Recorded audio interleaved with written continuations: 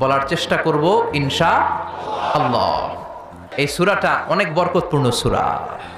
এই সূরাটা বিষ্ণু ঈসা ইসলাম ফজরের সুন্নাত নামাজ যখন পড়তেন তখন পড়তেন এই সূরাটা।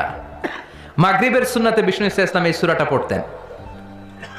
আবার যারা হজ উমরা করেছেন তাওয়াফের পরে 2 রাকাত নামাজ পড়া সুন্নাহ, ওই 2 রাকাত নামাজের দ্বিতীয় রাকাতে বিষ্ণুনবী এই সূরাটা পড়তেন। তাওয়াফের পরে 2 রাকাত পড়তে হয়, এই 2 রাকাত সালাতের দ্বিতীয় রাকাতে বিষ্ণুনবী এই সূরাতুল ইখলাস পড়তেন। সুবহানাল্লাহ পড়ুন। আবার বিতিরের সালাতের শেষের রাকাতে পড়তেন। আল্লাহু আকবার। তাহলে আমরা পেলাম ফজরের 2 রাকাত সুন্নতে বিষ্ণুনবী সূরাতুল ইখলাস পড়তেন, মাগরিবের 2 রাকাত সুন্নাতে বিষ্ণুনবী সূরাতুল ইখলাস পড়তেন।